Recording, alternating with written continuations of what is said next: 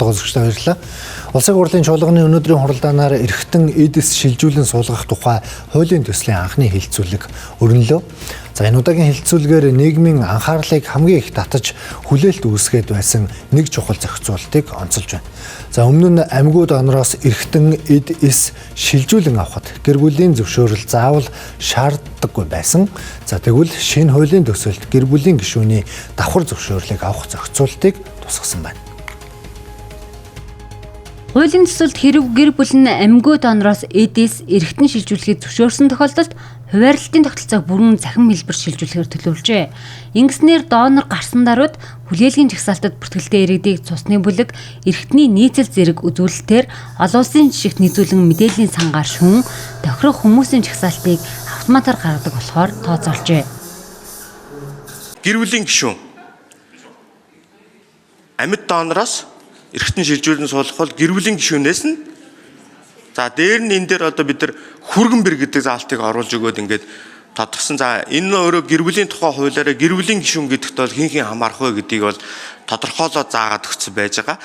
Тэгэхээр ямар нэгэн байдлаар гэр бүлийн гишүүн биш хүнээс бол одоо амьд донороос эрхтэн шилжүүл суулгах нь бол манай хуулиар бол хориотой гэдэг агуулгын заалт нь бол энэ дээр орж байгаа. Бөөрөө байдаг юм уу? Эсвэл энэ донор болоод тодорхой хэмжээний одоо арилжаа 8 ийм мөнгө төгрөг олох ийм зар сошиал медиа энэ хуудасууд дээр бас одоо тавигдаад бас ингэ явдаг.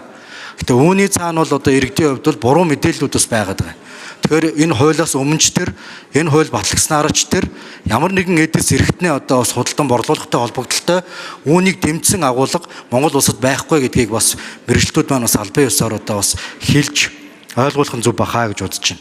За Монгол улсад бол энэ эрхтэн одоо шилжүүн суулгах үйл ажиллагаатай холбоотой хүний наймаа эрхтний наймаатай холбоотой асуудлыг манай алба байгуулснаас хойш эрүүгийн цагдаагийн газар захин гэмт хэрэгтэй тэмцэх хэлцтэй байнгын хамтарч ажилладаг. Энэ үүднээс энэ сошиал ертөнцид энэ хүний наймаа эрхтний наймаатай холбоотой тэр дундаа элэг бөөрө зарна гэсэн энэ холбоотой пост зарим энэ юунд дээр бол бид нар хамтарч устгуулах тухайн одоо иргэнийг IPI-гаар дамжуулж одоо асуух байдлаар ингэж зохицуулж явдаг байгаа.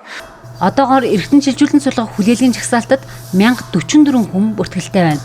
Гэвч донорын хамслаас шалгаалan олон хүн хүлээлгээ дийлэлгүй нас барч эмчилгээнд орж амждаг нь тулгамдсан асуудал хэвээр байгаамаа. Амьгууд донор гарсан тохиолдолд нийцлэг шалган дор хаяж 20 орчим хүний шинжилгээнд дууддагч тэдний тал хувь нь хүлээлгийн хугацаанд хорвоог орхисон байдаг гэлээ.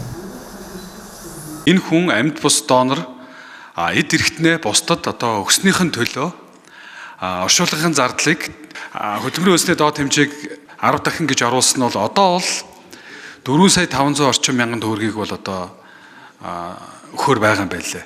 Тэгэхээр дундаж одоо оршуулгын зардлыг аваад үзэхээр бол ер нь бол дундаж оршуулгын зардлын 10 сая хавцаа байдаг юм судалгаа гаргасан. Хөдөлмөрийн үнэсний доод хэмжээтэй уялдуулах нь ер нь одоо буруу юм байгаа юм шүү дээ. Хэдүүлээ уг нь нэг тодорхой яг нэг дүн байвал илүү зохилттой. Одоогийн процесс нь бол бид нэр амьгууд донорын гэр бүлтэй тархины үхэл батлагдсан тохиолдолд гэр бүлтэй уулзаад холбогдох мэдээллийг өгөөд яг тархины үхлийг бүрэн ойлгосны дараа бид нэр донор болох хүсэлтэд тавьдаг. Ингээд хэрвээ зөвшөөрөх юм бол холбогдох маягт нь гарын үсэг зурж баталгаажуулж авдаг байгаа. Хэрв энэ хуулийн төслийг батлуул орон нутгийн бүх шатны эмнэлгүүд донор илрүүлэх чиг үүрэгт олж амьгууд донорыг илрүүлэх тогтолцоо өргөжгөр байна. Мөн амьд донорыг хамгаалах эрх зүйн орчинг бүрдүүлэхийн зэрэгцээ бүсийн оншилгоо эмчилгээний төвд болон аймгийн нэгдсэн эмнэлгүүд донор илрүүлэгч байгууллагад хамрагдана. Үүнтэй холбоотойгоор нийт 7 журам батлагдаж эрхтэн зөө өрлөх, хадгалах, шилжүүлэн сулах үйл явцыг наривчлан зохицуулах юм.